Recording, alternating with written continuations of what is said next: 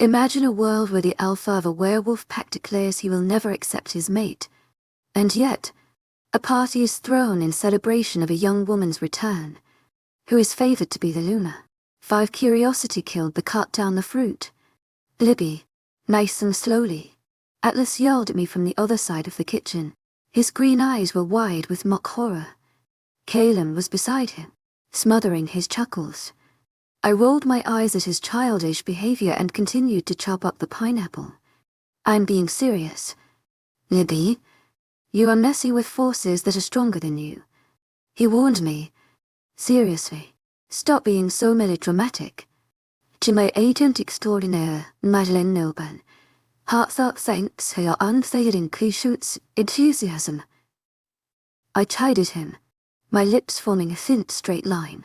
To my agent extraordinaire, Madeleine Noban, heartfelt thanks for your unfailing patience, enthusiasm. You asked for it. Libby, don't say I didn't warn you, he declared, squaring his broad shoulders. A warrior's battle cry passed through his lips as he thundered over to me. Just as he was inches away from me, I stepped to the side and let him crash into the counter. A strangled moan came from him, followed by a few curse words. My arms crossed over my chest as I stared at him in amusement. Kalen was on the floor, laughing so hard he had tears sprouting from his eyes. No fair, Atlas muttered, weakly. Or the one who wanted to attack me, I pointed out. Matter-of-factly, he groaned and straightened his body, whilst covering his stomach. His features were scrunched up in pain. Does it mean you had to let me run into the counter? That table is a fucking killer. This wasn't the first time he had done that. He had a habit of running into it. The counter just loved him too much to part with him. I huffed. Now will you let me finish making my pizza? He nodded his head, stumbling away from it. Cautiously, I stalked back over to it, all the while keeping an eye on Atlas. Kalen had now recovered from laughing and was now sat on one of the stools. Atlas glowered at me whilst I sprinkled the pineapple on the pizza. After putting it in the oven, I whirled around to face them with my hands on my hips. All done now. I'll call you when it's ready. Don't bother calling me. I refused to eat that atrocity, Atlas stated in disgust. Putting fruit on a pizza should be a crime. I will not stand for it. Here we go again. Most people like it on pizza. To my agent extraordinaire, Madeleine Noban, heartfelt thanks for your unfailing patience, enthusiasm. You're just being a baby, I retorted, quirking an eyebrow. Our baby sister is right. To my agent extraordinaire, Madeleine Noban, heartfelt thanks for your unfailing patience, enthusiasm. Caleb contributed, for once having my back. Usually, the twins gang up on me. It's act being the youngest. For someone who claims to love food so much. You sure do hate a lot of dishes. Atlas spouted, I don't like you guys teaming up against me. If you don't stop it, I'm going to tell Morpheus. I couldn't help but snort. Kaelon sent him a baffled look, as if Morpheus would concern himself with such trivial matters. Kaelon voiced my thoughts, taking the words right out of my mouth. Atlas knew we were right. Whatever, you two can eat your trashy pizza. I'm going to find some real food. He flipped us the bird and then marched out of our private kitchen, off to have a tantrum somewhere. Kaelon and I shared a look and then burst into hysterics. He's too easy to wind up, Kaelon commented through his chuckles. He is, I mumbled, staring at the doorway just left. Pineapple on pizza is the best though, Kaelon claimed firmly. I grunted in agreement. Oh, definitely. So is that okay? I can bring you something else if you want. The girl trailed off. Uncertainly, her dark eyes darted anywhere but me. Pineapple on pizza is fine, I answered, swallowing the uneasy lump in my throat. I hadn't thought about that memory before. She sighed in relief and managed a small smile. To my agent extraordinaire, Madeleine Noban, heartfelt thanks for your unfailing patience, enthusiasm. Do you want to lunch with the pack? Or in here? I pondered over what to do. Did I want to face a bunch of werewolves who would be visibly hostile towards me? Or did I want to stay in my place of refuge and avoid everyone like a coward? I ended up deciding to hide in my room. I wasn't ready to come face with the pack quite yet. Right now, I needed to gather my thoughts and my emotions. It was quiet in my room, deadly silent. My eyes fluttered closed and I tilted my head back. A heavy breath passed through my lips. I didn't know how much time I spent in my peaceful slumber, letting the memories of my family flash in my head. Once again, I was disrupted by a member of the pack. This time, however, the person didn't wait for me to allow them to enter. They just waltzed in. A girl with straight brown hair and hazel eyes stepped in with a small smile on her face. She was of average height and had a bold-fashioned sense.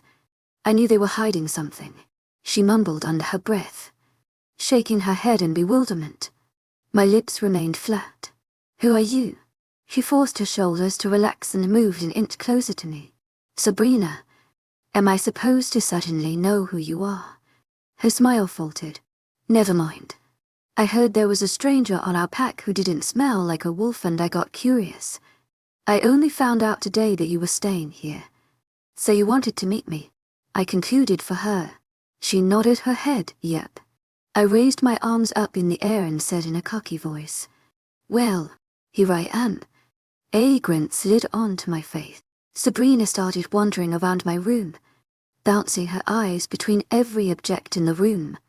She acted as if the room was unfamiliar, but it obviously wasn't. "What are you?" Bluntly, I didn't seem fazed by her straightforward questions. I preferred her being like that. I hated people who beat around the bush. It was pointless and annoying. I'm half witch, half human. I lied. Smoothasm. I didn't tend to lie that often. I only did when I was doing something mischievous, which I haven't done in years. Her eyebrows raised to the point that they were closing to brushing her hairline. "Wow, you don't look like a witch." "Not at all. I'm only a half witch," I corrected her, emphasizing it. "Still though," she continued, practically ignoring what I just said, "the witches I've come across usually have a dark aura around them. They aren't."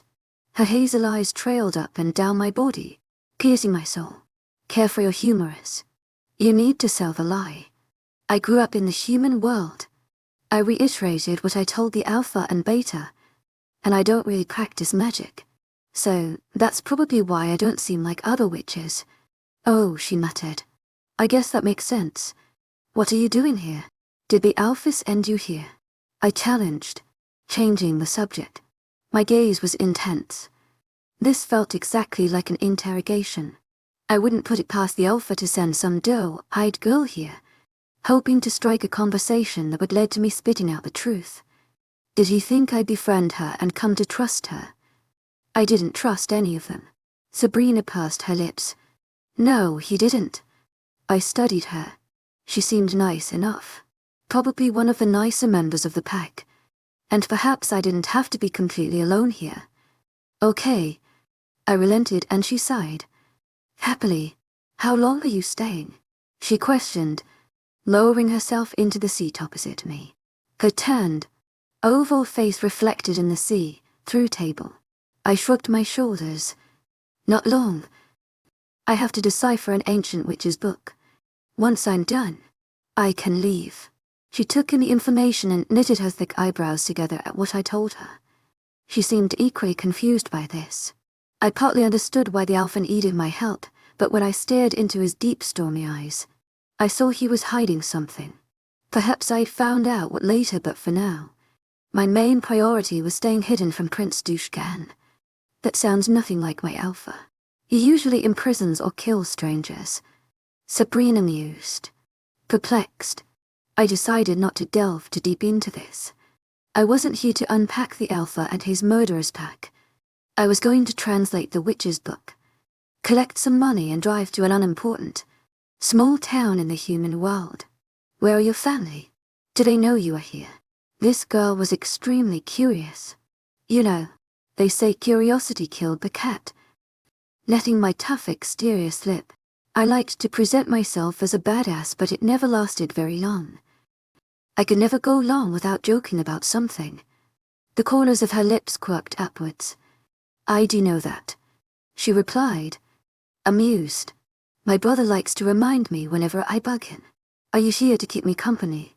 To my agent extraordinaire, Mademoiselle, heartfelt thanks for your unfailing patience, enthusiasm.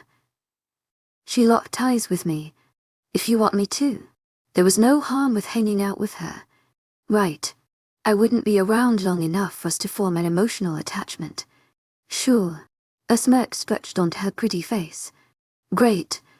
2 hours later, I was outside, in the garden with Sabrina. When I first stepped outside, I received many cautious or angry looks. Many pack members didn't want me here. Understandably, I was a danger. They had no idea who I was or how long I would be here for. Since there were no guards escorting me, they assumed I wasn't a prisoner. Sabrina noticed the various looks I was getting and guided me away from the popular path, and towards a small house a few minutes away from the pack house. A breeze blew from behind me, causing strands of my light hair to flicker over my face. I inhaled sharply, enjoying the fresh air. The atmosphere in this realm wasn't as light. It never could be. Fi, despite their many faults, was like creatures. The only exception would be Prince Aziel and his kingdom. I could now see they were darkness. This realm, the human/werewolf realm, was mixed. Wolves were feral creatures at heart, but their mates and pack gave them the chance to be good people. They didn't care as much for other species, but when they did, it was intense. Humans were the same. There were good ones and bad ones. The one thing that made Fi different from wolves and humans was that we rarely changed. We were either light or dark beings. I would rejoice in my time here. I would try and learn more about wolves. Sabrina opened the door and switched on a light. The room was small, compact. A small couch was placed in front of a fireplace. Pictures hung on the walls, and there was a door that led to what I presumed was the kitchen. I also noticed a set of wooden stairs in front of me, leading to various rooms. It was all so homely. This is where you live? I questioned as she stepped further into the room, observing my expression. I had never seen a place like this before. I always lived in extravagant places. Even when I came to the human world, I rarely stayed anywhere this small. I live here with my mate, she confirmed, smiling brightly at the mention of her mate. It was clear she was devoted to him. To my left, a large picture of her and a dark-skinned man hung on the cream-colored walls. They had their arms wrapped around each other, and a starry, eyed look on their faces. The man, without a doubt, was her mate. He was classically handsome, with smouldering features, yet I couldn't help but compare him to Alpha Gabriel. In my eyes, nobody could look as gorgeous as him. How odd. Do you want a cup of tea? I have herbal tea. She snapped me out of my thoughts. I drifted my gaze back to hers. I'll have peppermint if you have it. She strolled over to the door at the end of the living room and opened it, revealing a small and cute kitchen. Whilst the kettle brewed, I shuffled around the room, noting everything here. The place smelt of cinnamon and baked goods. Sabrina must be a baker. She returned a few minutes later carrying 2 steaming cups of tea. She placed them on the placemats on the couch and sat down. I sat down too, making sure I had a good view of her. This all felt so strange. What's the human world like? Sabrina uttered suddenly. Her eyes flashed with interest. It made sense that she was curious about the human world. Most wolves stayed within their pack. Few ventured out into the human world, and even fewer mingled. It was peculiar that she was asking me about humans, though. Most wolves didn't care for them.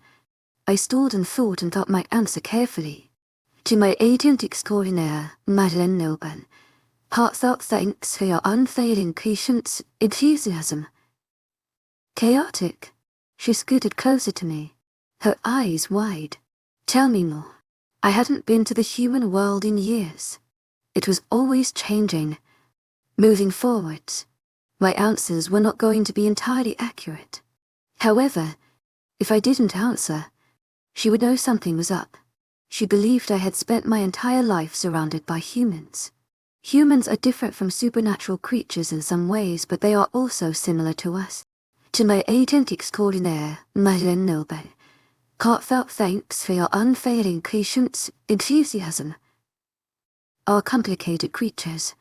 Some are good, so good that you wonder if they are some sort of celestial being. But some are so evil, you question if it's possible for them to exist. Humans aren't just driven by their family or partners, they are driven by themselves. She was completely entranced by my words. They are very big on living life to the max. At least, the people I came across were. I frown at my choice of words. Describing humans is a lot more difficult than I thought it would be. They are all so different, unique, yet, at the same time, they all want similar things. Like Point Break, she imparted, smiling softly. To my agent extraordinaire, Madeleine Nilbert, heartfelt thanks for your unfailing patience, enthusiasm. Those 2 words meant absolutely nothing to me. And then I recalled Atlas talking about it once. He wanted to reenact one of those scenes. It was a film from the 90s.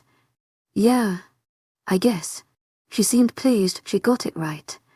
Her hazel eyes brightened. To my agent extraordinaire, Madeleine Nilbert, heartfelt thanks for your unfailing patience, enthusiasm. Some humans can be cruel. Some are greedy for power or money. They like to put people in danger. I continued, recalling a few interesting characters I had met. But at the end of the day, the human world is full of so many opportunities. It's always evolving. 100 years ago, they gave women the vote. And in another 100 years, who knows what will happen? Everything is changing and people are becoming more accepting. When I finished, I glanced back at Sabrina, who seemed to be lost in huts. God, it all sounds so amazing, she murmured, still deep in her mind. I guessed she was conjuring up a fantasy of the human world. I just hoped she didn't imagine it to be all sunshine and rainbows, because it was far from it. It was at that moment the front door slammed open, revealing a 6'5" muscled giant. I froze in my seat and stared at him with wide, alarmed eyes. He had dark skin that was littered with scars and dark amber eyes. Every part of his body, like Alpha Gabriel's, was coated with pure muscle. The thin T-shirt showed every contour of his body, leaving nothing to your imagination. The Hulk was extremely handsome with his neatly trimmed beard and square jaw. His deadly eyes set on me immediately and narrowed. He had a powerful aura around him, similar to Alpha Gabriel's, yet it wasn't as authoritative. He had to be a ranking wolf, perhaps the Gamma. Sabrina, who is this? His rough voice rumbled. It sounded like he didn't talk very often. Sabrina leapt off the sofa and approached him without hesitation. There was no fear present on her face. Gomez, this is Liberty. She's the witch that's helping Alpha Gabriel, she informed him, her voice dropping a few octaves. She pressed herself against his front, comforting him. I didn't miss how his tensed form relaxed, how she melted into him, molding herself against him. They had to be a mated pair. Reluctantly, she dragged her loving eyes away from her mate and over to me. Liberty, this is my mate in the Gamma of the pack. Gomez, I'm sorry if he scared you. He likes to pretend he's intimidating. She joked, believing he's this big teddy bear. I still feel it, a bit nervous. Without my powers, this man could crush me easily. I should probably go. I trailed off. Awkwardly, Sabrina barely paid attention to me. Ever since her mate walked in, her sole attention was on him. I was just a bystander. I mumbled, cursing them. I faintly heard her reply, followed by her whispering something to him, tuning out of their words. I tried to remember the path we took to get here. However, all the paths look the same. I'm not in touch with nature here. It's all so unfamiliar and distant. I can't use my powers to assist me. Cursing myself for not asking Sabrina for directions, I bit my lip and examined the area. What was I going to do now? Six, I don't trust you, lost. A cold voice asked from behind me. Surprised, I jumped and released a stunned gasp. The man came into view, stalking me like I was his prey. Wolves loved doing this. It made them feel powerful. His hazel eyes were trained on me, taking in every part of my body. Distrust shone as clear as day in his orbs. Beta Blade. Acting casual. I refused to let this man intimidate me. I was a princess after all, not some weak bumbling idiot. My shoulders rolled back, straightening my posture. He stopped in front of me and crossed his tree, trunk arms over his broad chest. What are you doing here? Maintaining eye contact with him. He had a strong rebut. It was nothing compared to the alphas. Noticing how undeterred I was. 1 point to Liberty, 0 points to Beta Blade. I'm making sure our little half, which doesn't do anything stupid. He answered in an unfriendly manner. He left the comment open to interpretation, leading me to suspect he was checking to see if I was doing anything suspicious.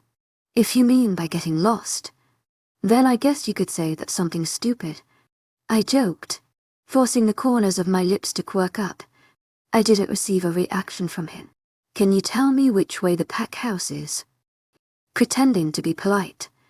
I hated how unnerving his stare was. His lips formed a thin line, and he threateningly stepped closer to me. My heart rate started to increase, betraying my cool demeanor. I don't trust you. His words cutting sharply in the silence around us. He was so confident and sure saying them. I already knew he didn't trust me. He presented nothing to alleviate my beliefs. Okay, I replied, calmly. He wanted to get a reaction out of me so that I would slip up. I would not let that happen. I would keep my existence a secret at all costs. Not only for my people, but for my own safety. I know you're hiding something. He continued to speak his thoughts. His eyes narrowed on me. He took another step closer, the leaves crunching beneath his feet. It took everything in me to stay still and strong.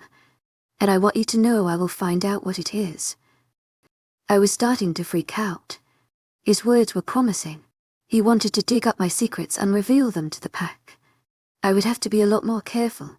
Every single thing I did or said would have to be thought through. Stiffening, my nails dig into my palms painfully. I have nothing to hide. I lied, keeping my voice level. He arched an eyebrow. Oh really? Then why is your heart hammering in your chest? Why are you so tense? I glared at him. To my agent extraordinaire, mythical, heartfelt thanks for your unfailing patience, enthusiasm. Maybe because I don't appreciate your threatening nature. I snapped. Keep yourself cool. Linfield, don't let him win. Breathing in through my nose and out through my mouth. I closed my eyes momentarily and thought of nothing but calming things. Or maybe it's because whatever you're hiding is so bad. You know that if it's revealed, you'll be killed. He mused, chuckling darkly. Despite what you think, your alpha still trusts me. I tried a different approach, tilting my chin up to meet his unwavering stare. His smirk fell. My alpha is biased. My eyebrows furrowed together in confusion. What do you mean by that? Biased? How was his alpha biased? It's none of your business. He quipped. To my agent extraordinaire, mythical, heartfelt thanks for your unfailing patience, enthusiasm. He then grabbed the top of my arm, aggressively might I add, and dragged me through the woods. So we're back to this. Do you mind not dragging me through the forest? My poor arm is going to lose circulation at this rate. I asked in an overly sweet voice. Being nice might make him let go of me. Instead of being a gentleman, Beta Blade loosened his grip on my arm but continued to pull me through the woods. We came onto the main path where other werewolves loitered around. Once again, I received several annoyed looks. Ignoring them, I focused on the path ahead of me. The pack house came into sight, and I released a sigh of relief. Thank God for a second there I thought he was dragging me to my death. Here you are, the pack house, he announced, forcing me forwards. I staggered forwards, losing my balance momentarily, twirling around on the balls of my feet. I sent him an icy glare and dust off the imaginary dirt on my clothes. You could have been graceful, I muttered to him. Once again, He folded his arms over his vest and plastered a stoic expression on his face. However, I did spot a flash of amusement in his hazel eyes. But thank you anyway. I stalked up the steps and slid past a group of teenagers. Instead of returning to my room where I would continue to hide from everyone, I strolled into the kitchen. I didn't have time to drink in the beautiful interior because all I could see was four women rushing around the kitchen, with flour painted on their faces. They all wore panicked expressions. None of them had time to acknowledge my presence. "Janet, is the cake done yet?" The one with grey hair asked in a hurried voice. A middle-aged woman perked up at the sound of her name and blew a loose strand away. In front of her was a delicious Victoria sponge cake. "It's done," she chirped back, relief evident in her eyes. Another woman looked completely exhausted from the work. Cautiously, I walked over to her, eyeing her slumped shoulders and watery eyes. She was young, on the cusp of adulthood. "Do you need any help?" I questioned in a soft voice. All heads snapped in my direction. One of the women's eyes swelled with disgust, but the other three seemed hesitant, scared. The young girl I'd approached froze and darted her eyes to the older lady who must be in charge. What?" she stammered. "Verfelsy. I asked if you wanted any help," I repeated, keeping my tone even and light. She swallowed audibly and cast another look to the older lady. "You want to help us?" the older lady queried, cocking an eyebrow. Her eyes held mistrust and wariness. Unlike Beta Blade, she didn't come across as unfriendly. I could understand her hesitancy, and I hoped by helping them, I could prove to be nothing more than an ally. Yes, I nodded my head, flashing them a small smile. "You all look rushed off your feet. I thought you could use an extra pair of hands." For a few seconds, none of them said anything. The three women were all staring at the older woman, waiting for her decision. Her light brown eyes penetrated my own. It was as she was searching my soul. Eventually, she let a smile slip onto her aging face. "If the Alpha trusts her, then I do too," she announced. Her faith in her Alpha was astounding. They were all so loyal to him. "You can help Nellie," she ordered, gesturing to the young woman next to me. The rest of them got back to work. The woman who had been glaring at me continued to do so. But with subtlety, I twisted my body to face Nellie, making sure my body language was nothing but friendly. "What do you want me to do?" She flickered her brown eyes over the older lady, wondering if she was allowed to give me orders, and then drew them back to me. Can you peel the potatoes?" Rolling up my sleeves, I grabbed the peeler and grabbed a potato from the counter. Quickly, I peeled the potato as if I was a professional chef. Nellie's eyes wide and in disbelief. How did you do that so quickly?" I shrugged my shoulders, feigning nonchalance. I like working in the kitchen. When I got bored, I would visit the kitchen and watch our personal chef. "To my agent extraordinaire, Madeleine Nilben, heartfelt thanks for your unfailing patience, enthusiasm." She would sometimes teach me a few things, such as the basics of cooking. I loved spending time with her. Sometimes I needed a break from my parents' or royal life. After peeling the potatoes, in record time my tired eye moved on cooking a casserole. I soon fell into a calming conversation with Nellie. It turned out she was originally from the Philippines and moved here after her brother met his mate who lived here. Apparently, her parents had both died when she was young and he was the only person she had. The old lady Kaylee also eased up around me. She still didn't trust me, understandably, but she could see I meant no harm. Not at the moment. At least, I was just here to translate the Werewolf book for them and then figure out where to go from there. Once the food was cooking, they thanked me, taking it as a sign they wanted me to leave. I smiled politely and waltzed off back to my room. I didn't pass anybody on my way up. When I entered the room, I sensed something was different. Scanning the room, I noticed the old, worn-out book on my desk. Next to it was a note. Approaching it, I gently picked it up and take in the words. The handwriting was neat and controlled. There was no doubt in my mind that it was by Alpha Gabriel. "Dear Liberty, take as much time as you need to translate the book. If you need any assistance, you can contact Gabriel. It was formal and straight to the point. Typical Alpha Gabriel. Sighing, I slid into the seat. The book sat in front of me, taunting me. I knew I couldn't stay here forever, and if I delayed translating it, the Alpha could kill me. Begrudgingly, I flicked the book open and stared at the first page. On my own accord, I seemed to lose all senses and become one with the book. This only happened to people with magic so that they could fully appreciate the seriousness of the contents of the book. It was important for witches to understand the history and spells properly. Whispers floated around me, bouncing off the thick walls. They spoke in Greek, the ancient language of the witches. Many believed they originated in Italy, but that was false information. For an hour, I scanned the pages of the book, taking my sweet time. Beside me, I had a notepad where I was translating it to English and added a few notes. The book was about the origins of werewolves. So far, I had gathered there were two beings who had been the first of their kind. They both lived in Greece but had no idea about what they were or why they felt different. I had yet to discover what happened when they came to discover their true abilities. When my eyes began to droop from tiredness and the words started mixing together, I called it a night. Instead of braving the lunch hall, I remained in my room and waited for somebody to come to my room. When the clock chimed 8 o'clock and nobody came, I mentally deliberated whether I should go searching for someone or not. It was getting late and my stomach was rumbling. Waiting would only make me angry. Poking my head out of the room, I examined the empty hallway and confidently stuck my foot out. My feet in the flats pattered down the hallway quietly. Thankfully, there wasn't a single person about. I rounded the corner, absorbed in my thoughts, and collided with a rock-hard chest.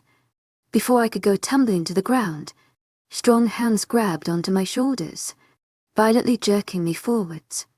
To my agent extraordinaire, Madeleine Nilben, Carthar, thanks for your unfailing patience, enthusiasm. I flew my eyes up and met Alpha Gabriel's blue orbs. For a split second, I flashed with something indifferent, but before I could even think about unpacking it, they became closed off. Oddly, my heart pangered when this happened. I wanted him to open up to me. I had no idea why I was acting like this.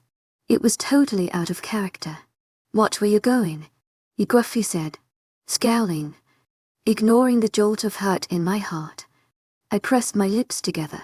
A part of me wanted to yell at him for speaking to me so rudely, yet another part of me hated the idea of arguing with him. He brought out my toughest side and made me feel confident and bold. After being put in my place by Prince Azil, the emotions Alpha Gabriel evoked were exactly what I needed. I'll try to next time, I muttered, keeping my eyes on him. No matter how hard I tried, I couldn't look away. He captured all of my attention, hardening his stare. He stepped back and dropped his hands from my shoulders. There was a warm and tingly current in my body from his touch. He then placed both of his hands behind his back as if he was itching to do something. What though? You weren't at tea today. Are you avoiding my pack? I hated how he could see right through me. It worried me that he could see I was lying about who I was. I don't know what you're talking about, I muttered, flicking my gaze to the wall as if it was the most incredible thing ever. I have ordered my pack not to hurt you. They know you are staying here as my visitor, he revealed. You don't need to be afraid. I'm not afraid. I thought I wasn't, but looking back at my actions, the fact he could see that annoyed me. He narrowed his eyes. I don't tolerate lying. Liberty, the way he said it, with so much power and intimidation, it should my knees wobble. However, I feel the complete opposite. It's enthralling and a joy. Is the kitchen open? I changed the subject, remembering how hungry I felt. He replied, not missing how I diverted the subject. I tried to step past him, but his commanding voice stopped me. By now, my heart was thumping in my chest. And Liberty, turning my head to his. I stared at him expectantly. Yes, I don't want you eating in your room anymore. You have to eat in the dining room with everyone else. Firmly, before I could protest, he was marching off, leaving me stunned. Why did he want me in the dining room? Was it because he didn't trust me either? The thought hurt. Instead of dwelling on his order, I clambered down the many stairs and entered the kitchen. Thankfully, nobody was in there, so I quickly made myself something easy to make. When I got back to my room, I relaxed in my chair and enjoyed my food. It was only as I thought about my family again that the loneliness came creeping back into my body. For I weren't isolated creatures. Like wolves, we loved being surrounded by others. As I munched on my food, I flicked through the notepad at what I had so far. I still had a long way to go before I could say I was finished. Translating the ancient book would take a lot longer than anticipated. It appeared I would be stuck here for a lot longer. 7 the Outsider. When I was a kid, my father used to sneak me out of the castle and into the human realm. He didn't do this very often, but when he did, I knew I would learn something and have a good time. There was nothing I cherished more than traveling. He would take me to small towns, then cities, and tell me stories about his youth. At the time, I didn't understand why he did it. Now I do. I had already been betrothed to Prince Aziel. My dearest father, who loved me to the moon and back, didn't want that for me. He wanted me to find love from my mate. He knew that would never happen unless I ran away. So, he showed me a place I could go. He always told me magnificent stories and only ever showed me the best things of the human realm. He made me fall in love with it. I loved the human realm so much I tried to visit it regularly. It got to a point when I was convinced I would leave my own family. I loved them so much it hurt, but being married to a man I didn't know of hurt more. I couldn't spend eternity with that. When I fell through the lake, I thought it was from a spell of bad luck. Now I'm starting to believe it was the complete opposite. What if it was what destiny wanted? What if I had something or someone in the human realm that needed me? The thoughts lingered in my mind, growing stronger by the minute.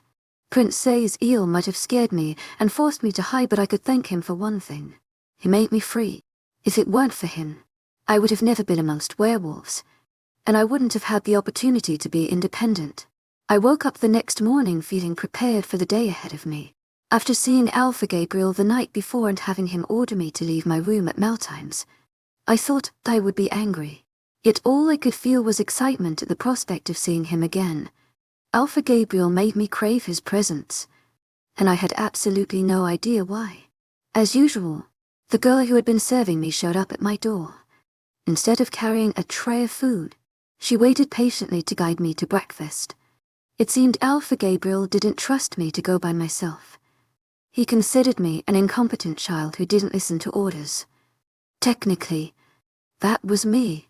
I loved messing around with people I was not amongst my own kind, and I feared the reaction I would create if I decided to play a trick on them. My escape was not for nothing. I wouldn't let that be true. As we strolled through the corridor, I came to the sudden realization that I had no clue what her name was. "What's your name?" Rather bluntly. Oh well, at least I didn't beat around the bush, whatever that means.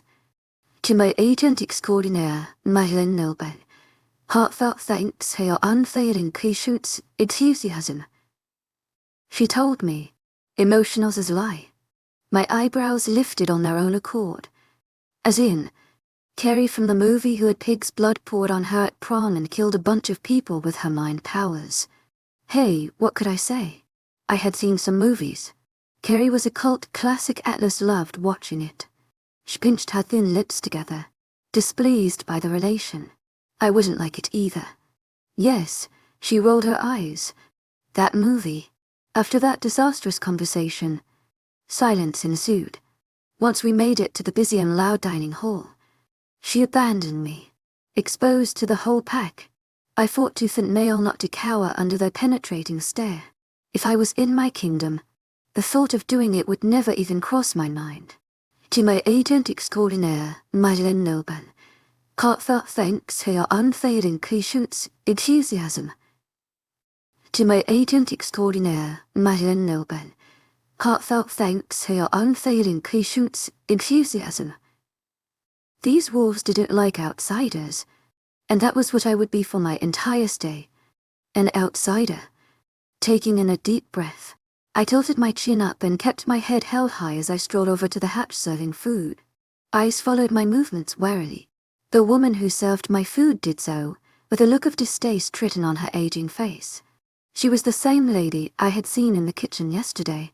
She plopped the food on my plate, scowling the entire time. I found a small table by the large windows and began to devour my cooked breakfast. A moan almost passed through my lips at the delicious taste. These wolves sure knew how to cook. My eyes started to float around the pristine room, taking in the wolves. In the middle of the room was Alpha Gabriel, who was sitting with Beta Blade, Gamma Gomez, and Sabrina. Sabrina seemed to chat their ears off about something. The rest of them barely said a word, feigning interest. Before any of them could sense my curious gaze, I darted it towards the wall behind them, which featured one massive painting of an old world. There was a wolf in the center, accompanied by the oldest vampire to ever live, the Grand Witchend, my grandfather. My eyebrows furrowed together. How was that possible? My grandfather passed the law that no other supernatural creature should know of our existence. Why would he be in one with the oldest vampire, a powerful wolf, and the Grand Witch? Perhaps something happened that was written out of our history books. My grandfather was the king 800 years ago. He ruled for 400 until my father eventually took over. It was possible for anything that happened between them to be written off and forgotten. Today, the wolves who stared at this picture would have no idea who he was. They would assume he was some extremely handsome mortal. I wondered why the vampire Louis and Claudia the Grand Witch agreed to the terms. Also, who was the wolf? Was he the king? He had forest green eyes that could suck anybody in. They possessed a lot of power. Curious about our history, a familiar voice said from behind me, jolting in my seat. I whipped my head in their direction. A little bit. I told Sabrina and watched her carefully as she lowered herself into the seat opposite me. A few wolves nearby watched her like a hawk and whispered when she did this. I know of Claudia and Louis, but I have no idea who the wolf is. A smile stretched onto her pretty tanned face. That's Leopold Ward, one of our kings. Tu es agent extraordinaire, Madeleine Nobel.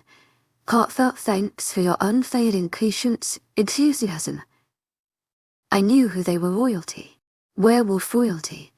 My father told me a little bit about the former king, Len Ward. He had been the king for a long time, but my father had never met him. He claimed Len Ward knew nothing of us. Who is the current king? Was Len Ward still ruling? Or was one of his children? I knew he had been from a young age, so I assumed he would have passed on the title to his eldest child, King Leighton Ward and Queen Alison Ward. They had been our rulers for quite a while now. She informed me, obstinately, when talking about them. Respect swirled in her orbs. I shut my mouth and drifted my eyes back to the painting. Why had my grandfather never discussed what happened this before? Morpheus would be interested to hear about this. Do you not find it strange that Alpha Gabriel let you stay on the same level as himself and Blade? She blurted out, snapping me out of my train of thought. I do. I nodded my head.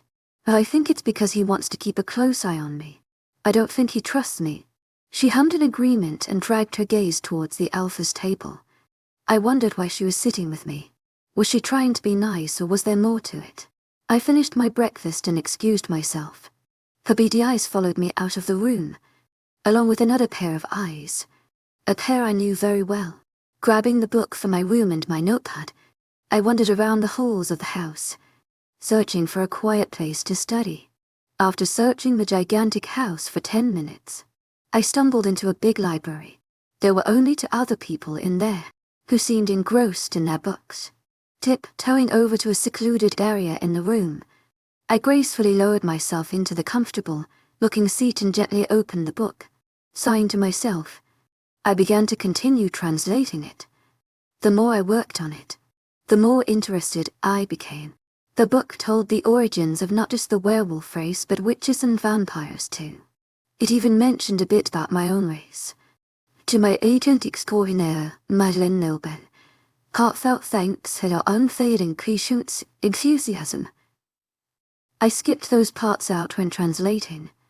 I already knew the origins of vampires and witches. One vampire Louis killed his father. A priest discovered this atrocity and wanted Louis to be punished. He called upon Satan himself. Satan cursed Louis to immortality. He was the only vampire who could never die. Not by fire, stake, or the sun. He would roam the earth for eternity, being punished for murdering his father. As for the witch, she got her powers when she tried to sacrifice herself to rid Louis of his dark entity. This was Claudia's grandmother who did this. She gave birth to Claudia's mother not long after. She too had powers. It spread from there, infecting anybody who Claudia's family touched. Claudia's family were the only pure witches. Before they all became who they were all humans. The two wolves had been enemies for years until one night, a strange light came to them and hit their chest. They transformed into a wolf and had heightened abilities. Neither of them had any idea what was happening. This strange abnormality made them shunned from their village. They escaped together when their own families banished them. That was when their relationship changed to something sweeter. They soon became lovers. Still, neither of them knew what they were or why they had been changed. They felt like the animal inside of them was not entirely good. It was something powerful and dangerous. What changed them was yet to be discovered. Louis and Claudia were still alive. Everyone knew of their existence, but nobody ever talked about how it came about. Only royals were given that privilege. We had to know our history in case the story arose one day in the supernatural court. After spending a good portion of time studying, I decided to get some fresh air. I hated being holed up in one room for long periods of time. As I left the room, I spotted Carrie scanning one of the shelves. Squinting my eyes, I saw she was in the origins of the witches section. How peculiar. She froze and snapped her eyes at me. Her mouth twisted in an odd fashion. She quickly turned away, acting unfazed. I shrugged my shoulders, thinking nothing of it. She probably wanted to find out more about my kind and if I could pose a danger to her. Outside, the sun was shining brightly. There wasn't a chill in the air. Smiling in content, I followed the same path I went on yesterday but didn't divert to any smaller paths. I did not want a repeat of yesterday. Just the thought of Beta Blade's icy gaze was enough to make me want to avoid him at all costs. I ended up at a training field where many warriors were sparring with each other. I spotted Gamma Gomez and Beta Blade watching over them like hawks, barking orders. Sabrina was over with a few women, doing press. The person who captured my attention was Alpha Gabriel. He was fighting with a bulky warrior who looked like he could snap him in half if he wanted to. Still, the warrior stood no chance against Alpha Gabriel. Sure, he had the strength and size, but Alpha Gabriel clearly had the skill. He was no match for him. With bated breath, I watched Alpha Gabriel land a bone, crushing punch on the warrior's jaw, knocking him out instantly. Nobody cheered. They all stared at him in awed respect. The pack really did love their alpha lot. He didn't even break a sweat. His top had been thrown off somewhere, giving me a clear view of his chest and an impressive six-pack.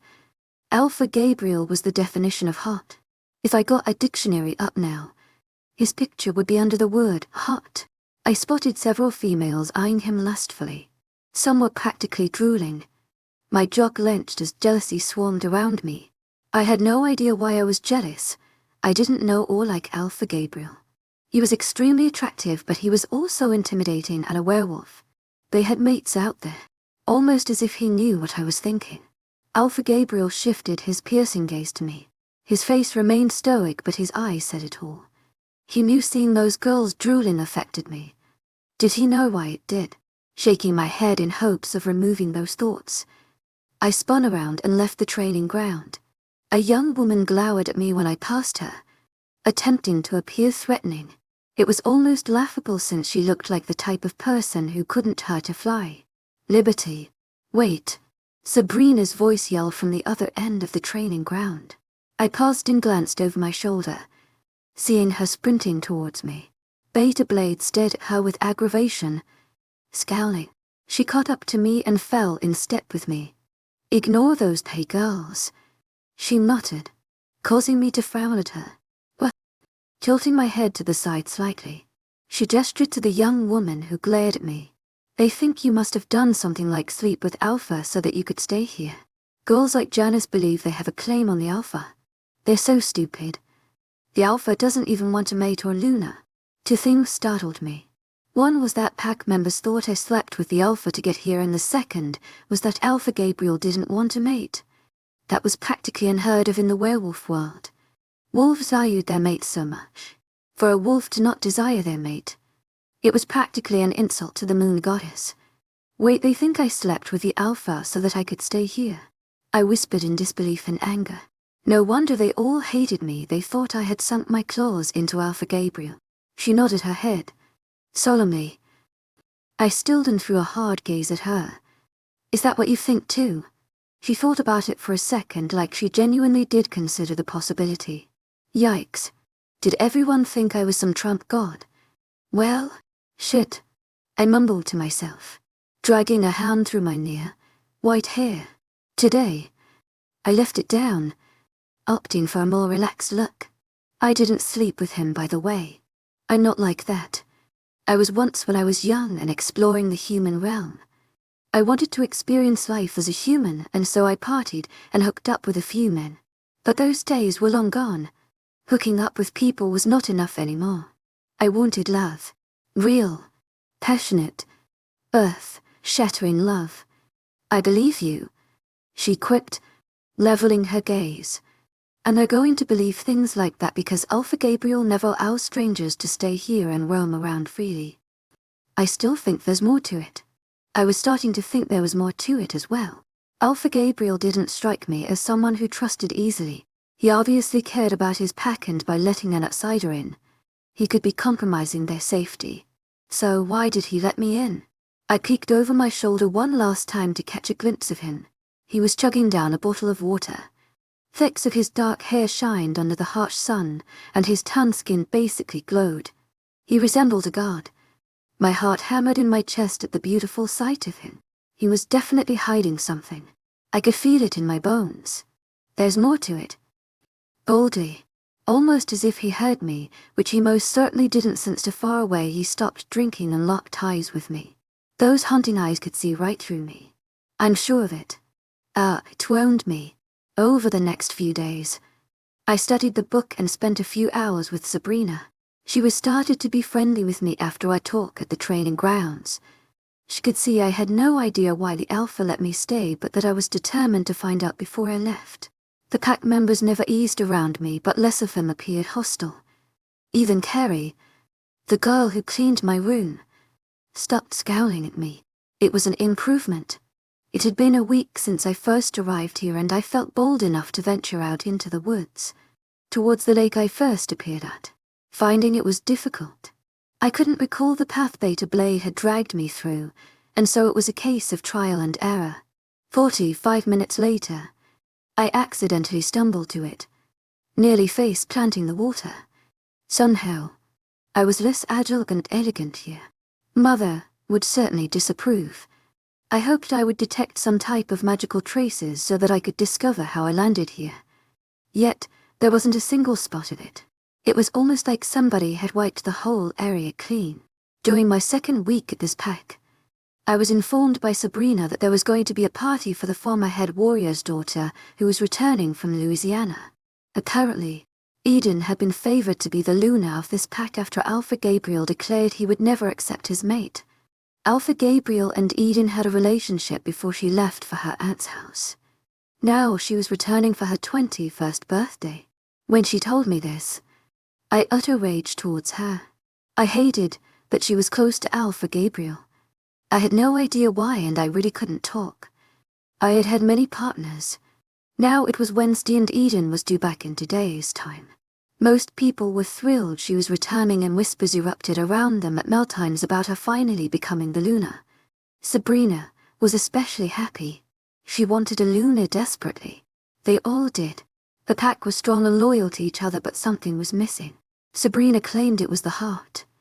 And even though Eden wasn't the true Luna, they all felt like she would be a great replacement. But what about Alpha Gabriel's true mate?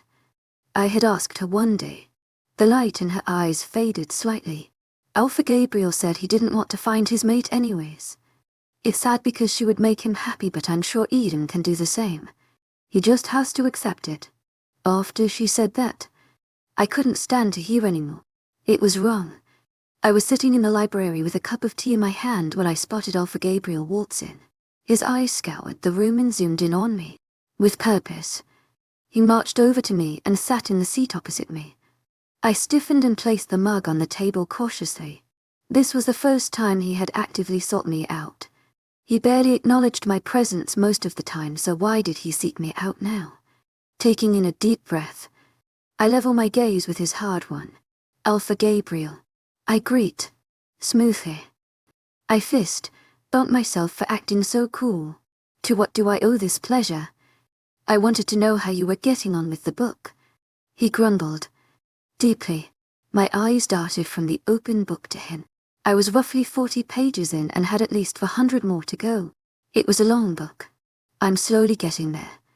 I replied, licking my lips. Do you want to see what I have so far?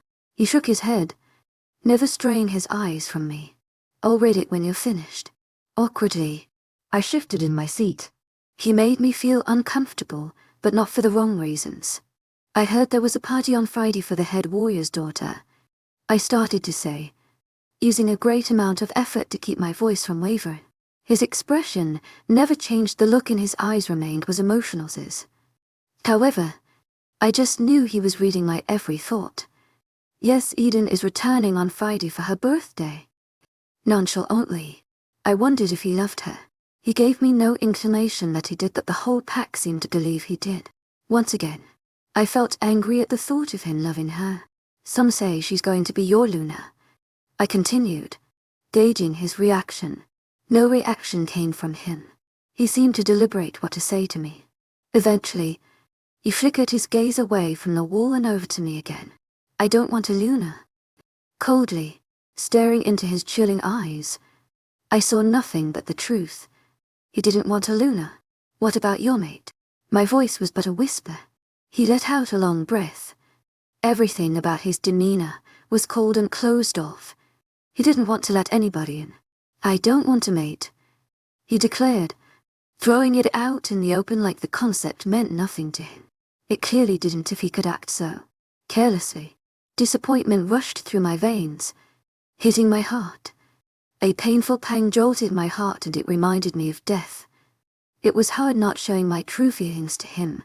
I didn't want him to see how much he hurt me. Because, God, he did hurt me. To my agent extraordinaire, Madeleine Nilben. Heartfelt thanks for your unfailing patience, enthusiasm. Plastering an expressionless face on, I ran my finger over the rim of the cup abstinently. You are the first werewolf I heard that has said that, I commented, swallowing the lump in my throat. Flickering my eyes back up to his, I wanted to desperately know what was going on in his head. These feelings were so foreign to me. I had no idea why I sought to know everything about him. This clearly didn't go both ways. He seemed completely cold about the whole situation, which made it so much worse. How could he feel so careless? Anger circled around my body, but I didn't let it show. I know. Maintaining eye contact with me. It was as if he wanted me to really understand what he was saying here. I understand him loud and clear. He didn't want a mate or a Luna. The Pooh Pack was going to suffer without one. But you won't have an heir, I remarked, cocking my head to the side. Wisps of my hair brushed over my face and his fingers twitched as if he wanted to reach over the table and wipe it away. He pressed his lips together firmly and those light blue eyes swarmed with something I couldn't decipher. I don't need an heir. I can find a wolf who is suitable for the role. Calmly, he had thought all of this out. Oh, was all I could say. Alpha Gabriel's blue eyes stared at me for a long moment, calculating my next move. I said nothing. Loosening a breath, he stood to his feet, tall and proud, and left without a word. I didn't know what to make of our conversation. It was the first time he had come to me, and it was probably the deepest conversation we had ever had. I doubted he would talk to me again. Alpha Gabriel didn't strike me as the type of person who talked to others about such matters. My tea had gone cold by the time I returned to it. Sadly, I left the library and poured the cold tea down the kitchen sink. The same cooks from yesterday were in the kitchen again, cooking. None of them said anything at my arrival, and it was like they knew I wanted to help. The girl I helped yesterday nearly dazzled me with a small smile and shuffled to the side to give me room. Pleased with her acceptance, I got to work helping her chop up food. The other women talked amongst themselves, mostly about Eden. I was curious to meet this young woman. I had heard so much from the pack. Everyone spoke of her in such a high manner. Once the food was in the oven, I parted ways with Nellie and stepped outside. Instead of going for a stroll, I loitered around the garden, specifically where the plants were. I spotted a few weeds growing in the soil and knelt down on my knees to pick at them. Soon, I found myself falling into an old pattern. Back home, I used to garden with Declan, my brother. It was the only time we did something together. I didn't have a close relationship with him like I did with Jacob or the twins. He was very quiet and shy. He liked to keep to himself. One of the few things we both loved doing was gardening.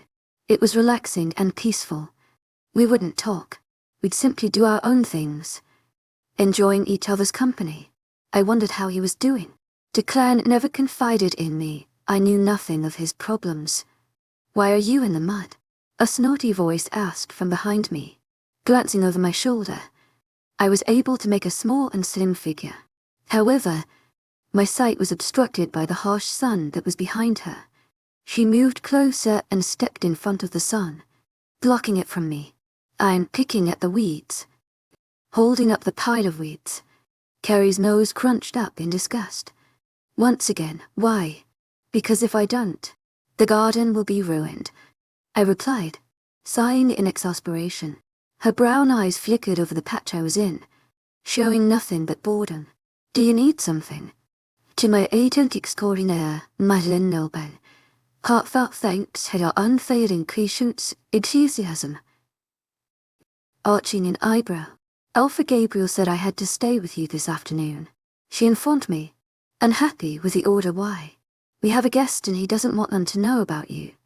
"To my agent extraordinaire, Madeleine Nobel. Heartfelt thanks for your unfailing patience, enthusiasm." He wanted to keep me hidden. I understood his reasoning, but it still hurt. It was another reminder that I was only here temporarily. I wasn't meant for this pack. "Oh, right," I mumbled, directing my attention to the plants again. Carrie then surprised me by sitting on the patch of grass beside me and started to dig up the weeds too.